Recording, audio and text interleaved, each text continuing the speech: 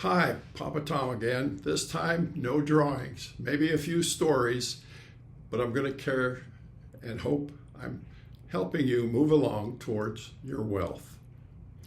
You know, when you gain and you have the drip system going and you're gathering money quietly on the side, the reason I tell you to keep it a secret is there's two things.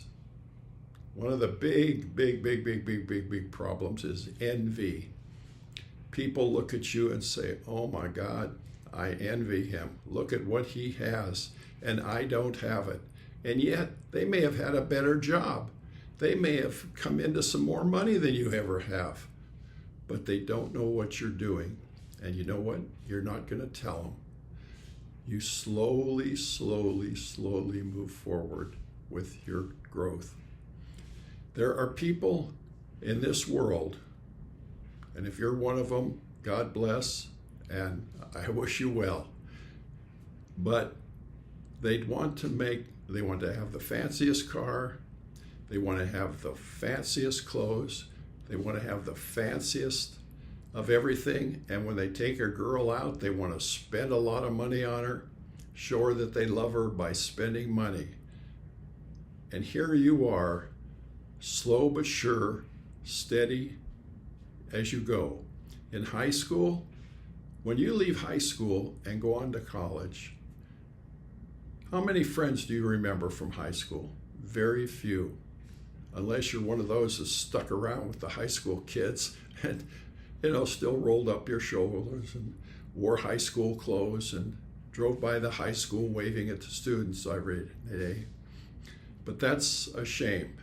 You've grown. You're going up forward. You've gone out, you got a job, you're earning a paycheck, you're living at home, but you're getting older. You want to get away from home. So you make friends at work, and what do? Every friend at work has an idea. And boy, they're not going to stay there long. They're going on to bigger and better things. Yes, they are. My wife once talked to me about, oh man, this guy has an idea. He's going to start a factory.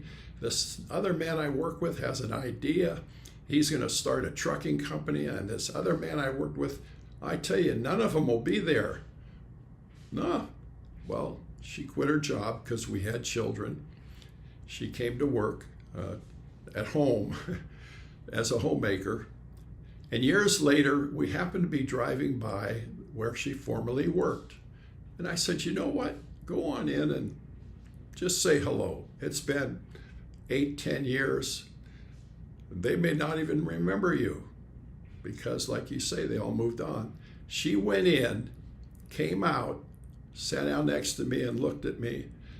I said, what's the problem? She says, every one of them is still there. They're still working at their job. But one guy, one day is going to form his factory. One other guy, he is still going to go on. I said, yep. And this is 10 years later. We had 9-year-old, 8-year-old, 3-year-old children running around. We were doing fine. But they never moved up the triangle. They stayed at the level they were at. They were comfortable there. They brought home a paycheck. They paid their bills, and they went back to work the next day. They bought a home, were in debt. They paid their debts. Yes, those are the kind of people that you run into. Then you move on to college. I recommend a junior college. It's free. It gives you a sample of what you can expect if you want to go on for 4 years. But for 2 years, you're there, you read books, you meet people, you make new friends. These are people who are on the move. They're going places, they're doing things, they're outside the box. Now, after 2 years, you will see that there are some people who've been there for 5 years. Yes, they keep taking new courses and, they're having a good time in college. Yes, junior college. You go your 2 years, get your degree, and move on because you have the drip system working for you. You've acquired money, you've acquired assets, and you're growing. But you don't tell them about it for two reasons. One of the biggest things is envy. They'll envy you, and they'll try and bring you down to their level and tell you what a wonderful time they're having. And if they had your money, they would spend it on this and spend it on that. And you keep quiet. You don't tell them what you have. You just say, it's been nice knowing you. It's been a pleasure. We got to keep in touch. And you move out. By then you've met a girl or a boy, or you decided to live on your own, and you moved out, and you decided what to do. Well, by then your drip account should have enough money in it to make some investments. I recommend time certificates. They earn you very good interest. You don't work for it. It just pay you for the use of your money. After all, a bank makes their money by loaning money, except they loan it at a higher interest rate. Now, if they can live on a 3 or 4% markup, you can certainly do very well on a 2 or 3% markup. And you don't have to do a thing for it. Your money is working for you like an employee, but without benefits, and it doesn't give you any headaches. It doesn't give you any problems. You have a certificate of deposit. Then, when you get enough money, you walk into a stock account. You walk into a stock exchange. You know, you can buy one share of stock. Don't let them tell you any different. If they give you a little trouble, walk out and go down the street to another stock place. Say, I want to buy stock in a company that has been paying dividends for 50 years or longer. And how much is a stock per share? And buy as many shares as you like.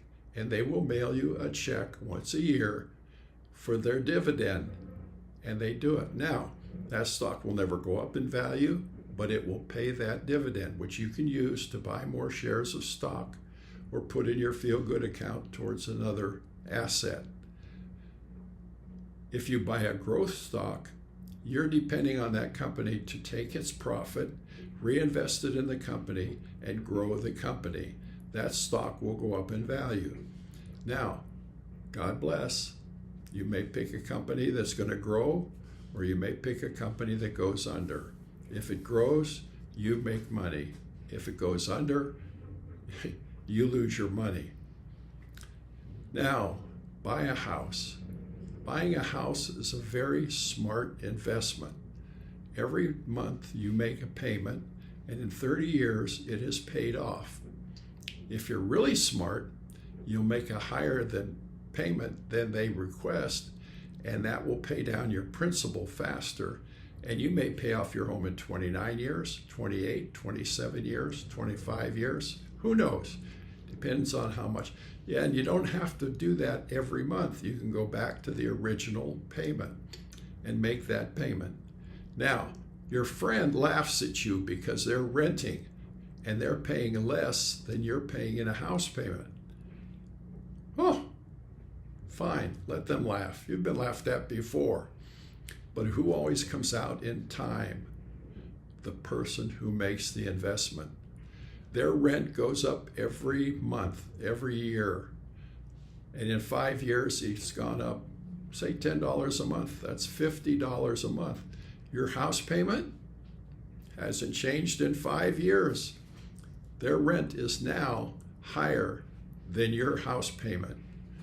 They're paying for nothing. You're gaining equity, and you will own a home, another asset. You'll have your retirement account, you'll have your stocks, you'll have your house. You are moving up the triangle. Your friends who mock you and laugh at you are going nowhere. But that's all right.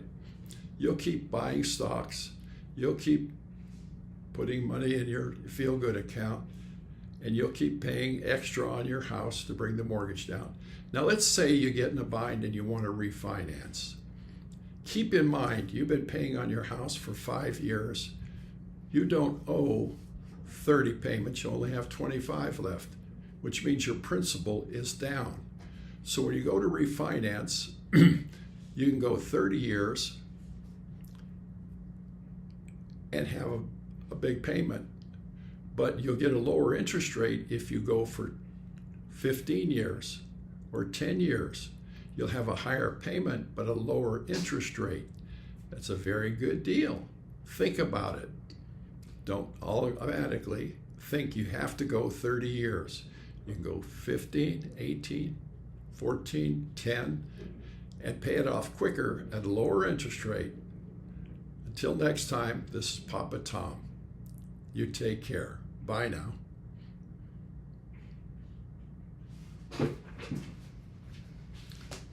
Okay.